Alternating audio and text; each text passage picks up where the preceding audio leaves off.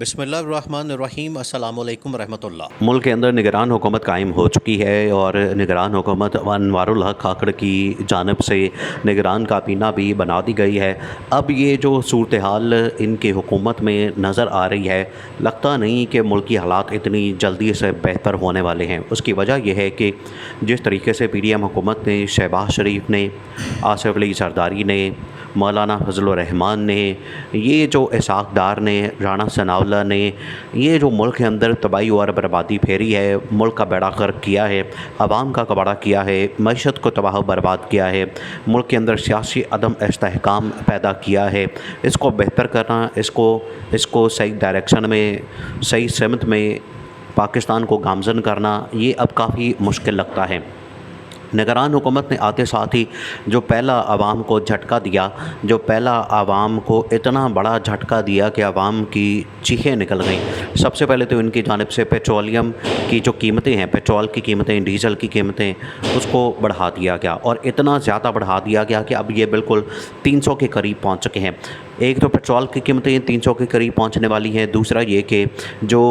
Dollar ہے وہ بھی 300 پہ پہنچنے والا ہے۔ تو اس کے بعد جو طوفان ہے مہنگائی کا، وہ ناقابل بیان ہو جانا ہے، کیونکہ اس قسم کا طوفان پاکستان میں آنا ہے، اس قسم کا مہنگائی کا سونامی آنا ہے کہ آخرکار عوام کو وہ بہا کے لے جائے گا۔ اور یہ جو پچھلی حکومت تھی، اس نے جتنی تباہی اور بربادی پھیری ہے، اس حکومت نے آ کے اب وہ والے ریکارڈ توڑنے ہیں۔ اور یہ حکومت جب ریکارڈ توڑے گی مہنگائی اور بے روزگاری کے اور ملک کے اندر انفلیشن کے، اس کے بعد جو پچھلی حکومت کے جتنے سیاہ کارنامے اور ان کی تباہی اور بربادی ہے، عوام ان کو بھول جائے گی۔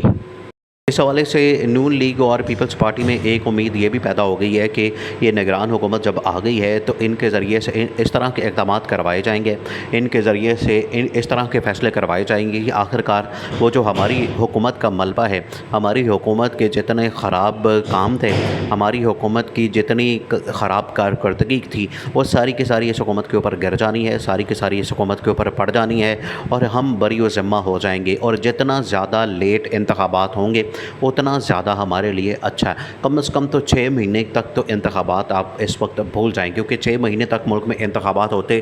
نظر نہیں آ رہے۔ اور جس طریقے سے یہ کابینہ بنائی گئی ہے، اس کے بعد تو لگتا ہے کہ ملک کے اندر کم از کم 1.5 سال تو انتخابات نظر نہیں آ رہے۔ تو اگر 1.5 سال انتخابات نہیں ہوتے، 1.5 سال ملک کے اندر الیکشن نہیں ہوتے، تو آپ سمجھ سکتے ہیں کہ پاکستان کے اندر نگران حکومت جو کہ کسی کو جواب دہ نہیں ہوتی، الیکٹڈ گورنمنٹ نہیں ہوتی، اس کو عوام کا پریشر نہیں ہوتا، عوام کی اس کو فکر نہیں ہوتی، وہ راتوں کو بیٹھ کے جو مرضی فیصلے کر دیں اور صبح اناؤنس کر کے عوام کے اوپر مہنگائی کا بمب چلا دیں، پیٹرول کا بمب چلا دیں، تو ان کو اس بات کی کوئی فکر نہیں ہوتی۔ ابھی جس طرح سے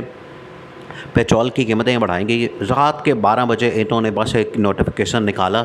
اس سے تو پہلے یہ ہوتا تھا نا کہ اسحاق ڈار آ جاتا تھا ٹی وی پہ اور ٹی وی پہ آ کے وہ اناؤنس کرتا تھا۔ اس مرتبہ تو انہوں نے یہ بھی نہیں کیا، انہوں نے ایک نوٹیفیکیشن بس نکالا ہے، کاغذ کا ٹکڑا نکالا ہے اور وہ گیا سب کچھ، اور سب جا کے اپنے گھروں کو سو گئے۔ اور عوام بیچاری جب صبح اس کی آنکھیں کھلی ہیں، تو آنکھیں جب ان کی کھلی ہیں تو ساری آنکھیں باہر آ گئیں۔ اس کی وجہ یہ ہے کہ جس قدر مہنگائی کا طوفان اب اس کے بعد آنا ہے، وہ پاکستان کی تاریخ میں ایک ریکارڈ ساز طوفان آنا ہے مہنگائی کا، اور اس کی وجہ سے پاکستان کے اندر رہنا لوگوں کا مشکل ہو جانا ہے۔ اب یہاں پر باتیں تو بڑی کی جاتی ہیں کہ پاکستان میں نا امیدی بڑی نا امید نہیں ہونا چاہیے اور مایوس نہیں ہونا چاہیے، لیکن یہ جو حالات ہیں، اس کے بعد تو نا امیدی اور مایوسی تو آپ کو جگہ جگہ پر نظر آئے گی۔ لوگ کیا کریں؟ لوگ پھر خودکشیاں کرنے پر مجبور ہوتے ہیں، لوگ مرنے مارنے پر مجبور ہوتے ہیں، چوری ڈاکے پر مجبور ہوتے ہیں، اس طرح کے حالات پیدا ہو جاتے ہیں۔ اگر یہ اوپر کے چوری ڈاکے روک دیں، جو یہ شریف خاندان اور زرداری خاندان نے پچھلے 16 مہینے میں، پچھلے 1.5 سال میں جو انہوں نے چوری اور ڈکیتی کی ہے، اگر اس کو روک دیا جائے، اس کی آگے بند باندھ دیا جائے، اس کو کسی طرح سے ان کا تدارک کیا جائے تو ملک آٹومیٹکلی ٹھیک ہو سکتا ہے۔ جب وہ والے چوری ڈاکے نہیں روکے جائیں گے تو پھر عوام نیچے چھوٹی چھوٹی چوریاں کرتے ہیں اپنی صرف روٹی پوری کرنے کے لیے، اپنا صرف گھر کا خرچہ چلانے کے لیے، اپنے گھر کے معاملات چلانے کے لیے، کیونکہ ان کے پاس تو روٹی کے پیسے نہیں ہوتے۔ اس وجہ سے یہ جو حالات پاکستان میں بن گئی ہیں یہ بڑے خطرناک ہے، بڑے خوفناک ہے۔ اب جنرل عاصم منیر سے بار بار اس حوالے سے بات کی جا رہی ہے، اس حوالے سے ریکویسٹ کی جا رہی ہے، اپیل کی جا رہی ہے کہ آپ یہ جو نگران حکومت ہے، نگران حکومت کے پیچھے نہ رہیں، نگران حکومت کو یہ اتنا زیادہ نہ سمجھیں، نگران حکومت کو اتنی زیادہ اہمیت نہ دیں۔ نگران حکومت کے پاس کوئی ایسی پالیسی، کوئی ایسی پاور، کوئی ایسی اتھارٹی، کوئی ان کے پاس مورل اتھارٹی اور پبلک سپورٹ نہیں ہوتی جس کی وجہ سے یہ زیادہ دیر تک ٹھہر سکتے ہیں۔ اگر آپ ان کے پیچھے چھپ کے اس طرح کے بڑے بڑے فیصلے کر کے عوام کو آپ ان کا کچومر نکال دیں گے تو عوام ایک دن پھٹ پڑے گی، اور عوام اس ٹائم سب سے بڑی سپورٹ وہ عمران خان کو کرتی ہے۔ عمران خان کی جو سپورٹ اور حمایت ہے وہ اب کسی سے ڈھکی چھپی نہیں ہے۔ آپ عوام کو جتنا مرضی کوشش کر کے عمران خان سے الگ کرنے کی کوشش کریں، وہ الگ ہونے کو تیار نہیں۔ تو اب جنرل عاصم منیر کی جانب سے یہ ایک اہم ترین اقدام کیا جانا ہے کہ عمران خان کی رہائی کو ممکن بنانا ہے، عمران خان کی رہائی کو پاسبل کرنا ہے، کیونکہ عمران خان کی رہائی کے بعد عوام کے اندر کم از کم یہ جو غصہ ہے، عوام کے اندر یہ جو رنج ہے، یہ جو عوام کے اندر آگ لگی ہوئی ہے، عوام اس ٹائم بڑی زیادہ خوفناک ہو گئی ہے، بڑی خطرناک ہو گئی ہے، سیاسی انتشار اور خلفشار پیدا ہو سکتا ہے۔ تو اس کو روکنے کے لیے جہاں پر آپ نے مہنگائی اور بے روزگاری کو کنٹرول کرنا ہے، ساتھ ہی آپ نے جو ان کے سب سے بڑے لیڈر ہے عمران خان کو رہا کرنا ہے۔ اس کی صورت میں آگے آپ الیکشن کروا دیں تو ووٹ کے ذریعے سے جو اپنا وہ غبار ہے، اپنا جو نزلہ ہے، اپنے اندر جو ان کی فرسٹریشن ہے، اپنے اندر جو ان کا غصہ ہے، وہ سارا نکل جائے گا۔ تو اس طرح سے آٹومیٹکلی ملک جو ہے وہ سیدھے راستے پر آ جائے گا۔ لیکن اگر آپ نے یہ تمام کے تمام اقدامات نہ کیے،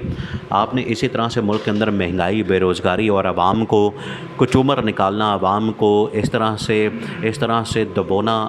عوام کا اس طرح سے جینا حرام کرنا جاری رکھا، تو عوام آخرکار ان کے حساب کتاب کیا پوچھیں گے، اور سب سے زیادہ حساب کتاب وہ رانا ثناء اللہ، سب سے زیادہ حساب کتاب شہباز شریف سے پوچھتے ہیں، کیونکہ شہباز شریف